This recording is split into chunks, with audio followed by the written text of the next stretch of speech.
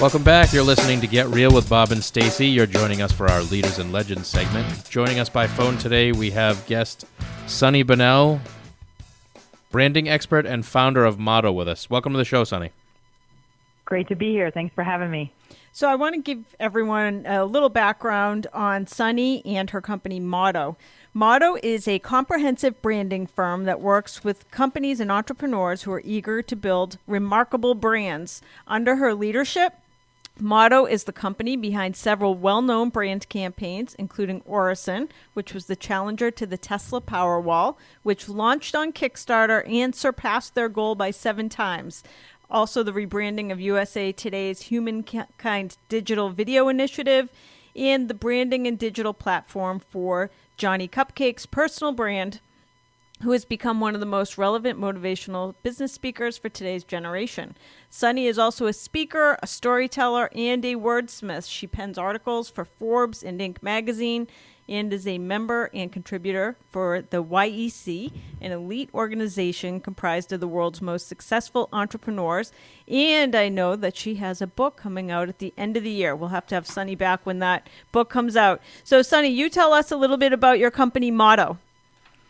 Well, you summed it up great, but I can certainly add to that. So Motto, we started Motto, my partner and I, Ashley, back in 2005, and we started with $250 in our bank account.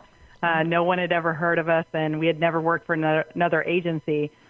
Since then, that's been a little over 11 years now. Since then, we've grown the agency to working with companies all over the world, some of them that you just mentioned. So we've definitely had quite the journey, but one that's been filled with a lot of intriguing stories and inspiring stories of working with a diverse range of clients with a lot of different branding challenges and really leading them to success. So it's a great career. Awesome. So what is branding? Well, a lot of people have a very convoluted idea, I think, of what branding is. Because the meaning of brand has really evolved over time, everyone that you talk to and everything that you read sort of leads to this different definition of what a brand is and therefore what branding is. And I think this has caused a lot of confusion, specifically in the business world. Even experts in our field can't even agree and define what branding is. Sometimes they use a lot of jargon that's really muddled. So our way of describing it is kind of taking it back to the historic root for brand, which actually means to burn by fire. So when we define brand, we think of brand as almost like the imprint that you leave on those around you, whether it's your employees or your audience or those that love you and those that sort of despise you. Branding is the deliberate effort that you make to say, this is who I am to the world. And so, for us, it's really the process of defining, shaping, and influencing, both visually and verbally, the story that and the meaning that you want your audience to experience from your organization, if that makes sense. Yes. It does. Yeah, that makes a lot of sense. And it's interesting because you hear branding all the time, but you don't even think of the fact like branding a cow, like leaving the mark behind. So yeah, well, absolutely. And we actually it's so funny. In the 11 years that we've been doing this, we had never received an inquiry about anyone wanting to brand something like on a their cattle. And I just got the inquiry a couple of days, and I think it's because we relocated to Texas. But I got an email from somebody who said, I'm looking to create a brand to brand my cattle. And I was like, wow, this is interesting. I mean, we've never had that happen in all the years that we've done it, but I guess there's a first for everything. Yes, that's awesome. So can you give us some examples of how you've helped companies with branding and leadership initiatives, including any unusual challenges and how you made a measurable difference for those businesses? Yeah, I think probably there's a couple of different projects that we've worked on that I think had very distinct challenges and how we overcame them. One specifically is Johnny Cupcakes, who is based in Boston, actually. Yes. I'm not sure if you guys are familiar with his store down there on Newbury Street, I think it is. Is it an actual cupcake store? No, it's T-shirts, I think. Oh, all right. His thing is that he tricks hungry people every day, but he created this apparel brand that is based out of Boston. He's a really inspiring leader, has built an amazing brand based out of Boston. And, we worked with him on his speaking career, because basically he had grown this company from out of the back of a Toyota Camry about 11 or 12 years ago, grew it, made it global, basically took it to London and Martha's Vineyard and grew it outside of Boston, and then started to get requests for him to come and speak to colleges and universities on how to build a brand like he had. People tattoo his logos. People, wait outside for days just to buy T-shirts. And that's truly remarkable in today's day and age. I mean, there's a lot of apparel companies out there, but I can't imagine myself waiting, or camping out in a tent in a line just to get it, and he's just really connected with his audience on such a brilliant way. And so when he came to us, his challenge was, everybody knows me as Johnny Cupcakes. His real name is Johnny Earl. And he said, I want to start doing something a little bit different. I've grown my brand. I've been really excited about what I've been doing, but I now want to teach what I've learned.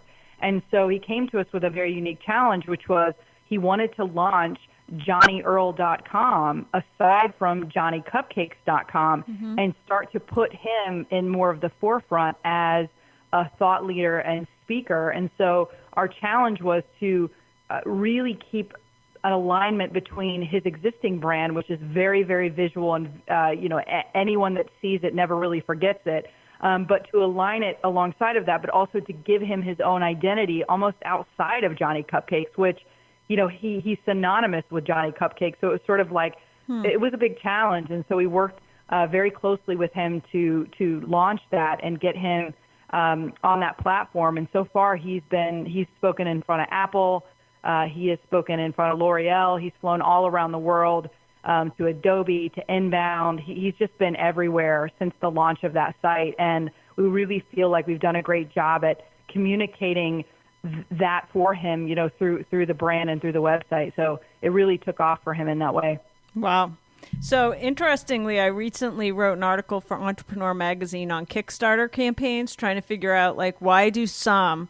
It seems to have very little to do with the actual product that's being sold, but why do some Kickstarter campaigns make millions and others struggle? So what's your take on that? Well, I think that Kickstarter is a unique platform, and I think why some companies really do remarkable things and then others don't is a series of things. So you had mentioned Orison, which is one of our clients. They just went up against the Tesla Powerwall. They're a client of ours, Orison is, and we worked with them to not only name the brand, help them define the products, but also to create a Kickstarter campaign and storyline around how they were going to essentially raise capital. And so, their goal originally was $50,000. They blew past that within, I think, something like 36 hours and ended up grossing 7 times that. So they ended up with $350,000 in funding. Wow. I think one of the keys is that they actually did have a great product. They had a great product, and it was something that people needed to know and to learn about, and it was something that was very innovative. And I think that's one aspect of it. But I also think that there's other Kickstarter campaigns that have some very ordinary things, but it's the way that they tell the story, whether it's through video, whether it's through language, whether it's through the narrative somehow, and really the brand, whatever those kind of key components are, I think really start to paint a picture for the people who are backing it. And so I think the ones that don't do a good job of that, the ones that don't tell a great story, don't really persuade anybody to kind of get on board and get inspired by what they're doing, oftentimes just don't perform as well or don't raise enough capital. So, it's kind of there's a lot of multifacets to why something succeeds or doesn't. But I think a brand is a big part of that, and really being able to succinctly tell the story and stand for something in a way that people get excited about, and then they're willing to put their money down on it.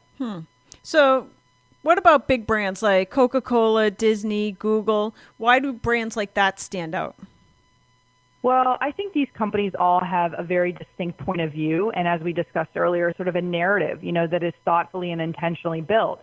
They stand out because they stand for something, and there's ideas that are clearly associated with them. So, in today's marketplace, if you're unsure about who you are and you can't communicate succinctly, you're bound to be forgotten. So the commonality that brands like Coca-Cola and Disney and Google have is these companies are not arbitrarily put together. You know, they have very carefully crafted identities in the world. You know, take Disney, for example. The brand ties back to Walt. You know, Walt Disney. He first had a vision. He deeply loved the brand, and he catapulted the brand forward. And so in this sort of Me Too world, companies have to work harder and harder to communicate who they are. And if you want to lead an extraordinary company like a Coca-Cola and a Disney and a Google, it starts at really, I think, loving the brand in a way that's very deep and sacred. And I also think that you have to have a point of view, and you have to be able to communicate that point of view and have others believe, you know, sort of buy into the belief of what you're selling. Otherwise, you know, you're just doing work that doesn't matter. And I think these companies, you know, when you look at historically what they've done and the heritage of what they were able to communicate and do in the world, it's like each aspect and every step forward was so thoughtful. Even if they kind of veered off course, they quickly snapped back into place because they had a deeper purpose for what they were doing. And so those companies, I think, have a very deep purpose, and I think that's why they have longevity. Wow. Well, I can tell you so far, Sunny, I'm not going to be able to wait till December for your book.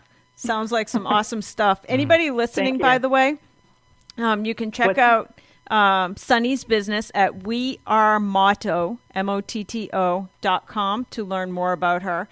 Let me ask you, what is the difference between purpose-driven branding and traditional branding? Sure. So, and thanks for that, by the way. I'm excited to be back on. So purpose-driven brands they're driven by a purpose. You know, they really know what they stand for. They know what what they believe in, and they know why they exist beyond sort of this idea of making money. And so companies that we work with who lead with their purpose they're known as much for their values and what they stand for, almost more than the products and services that they sell. And so they often look at the brand very holistically, and they almost use that purpose to differentiate them in the marketplace. I think traditional branding, not that it's terribly different in that, you know, the execution of certain things are the same, meaning like, you know, if you're designing a logo or you're designing packaging or maybe you're designing a website, those are all deliverables and the result of some of the work that you do. But I think the approach is a little bit different. Not all companies, I think, sadly, are driven by a greater purpose, meaning like, why are you getting out of bed? Why are you going to work? Why do people need to know who you are and what you're selling? You know, anybody can make a really great product. Not everyone can have a great company and a great brand or lead a remarkable and extraordinary organization that other people want to work for and devote their time to. So what we see in our work is that when we're working with companies that are really primarily sales-driven and interested in playing more of the short game, maybe they're just looking to get acquired, or maybe, you know, that's just not really their heartbeat of the organization. You know, we find that those companies are harder sometimes to work with because there's nothing to sink your teeth into. So for us, like we kind of thrive on working with companies and organizations that really do feel like they're contributing something to the conversation in the world, and, you know, trying to make it more than just, I've got a great product. They're actually telling a story that you can identify with. And so that's what I think the real difference between those two types of approaches or different types of companies are. So do you help companies find their story? Like if they're not even sure what their story is? Absolutely. I mean, most of the companies, so we often work with, we have two very distinct types of clients. We work with companies that are startups and entrepreneurs, meaning they're launching a brand or starting a company from scratch. And often those companies don't have the heritage that, say, our second type of client has, which is maybe they've been in business for a long time, and either they've had a story at one point or they've lost connection to that story, or maybe as they've grown and scaled, things become fuzzier because, you know, as you grow and as you get bigger, things don't become as nimble as they used to be. You know, you don't know everybody's name, like, you know, and it becomes harder and harder for you to essentially connect in the way that you did and have the excitement that you did when you first started. So when companies come to us at these different points in time, their challenges are very different, but our approach is kind of the same.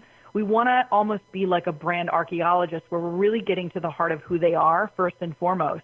So then we can either get them back to a place of clarity, or the opposite of that is to kind of take them from a place of where they're excited and they're passionate and they do know what they're trying to do in the world and they have a vision, and being able to kind of connect them to what that purpose is and then give them the language around that to be able to communicate it fully to the world. Because I think if I were to describe any challenge at all that companies have, it's that well, let me back up. I think the thing that companies struggle with the most, no matter if they're a startup or they're a scaling company or an existing brand that's been in business for a long time, I think the thing that these companies struggle with the most is the articulation of meaning. Mm-hmm. And what I mean by that is when you ask companies, what do you do and why do you do it? They often cannot answer the question. And the reason is because they go to things like, well, we have great culture, we have great products, or we have great services, or our employees are the differentiation. But the reality is they can't really tell you sometimes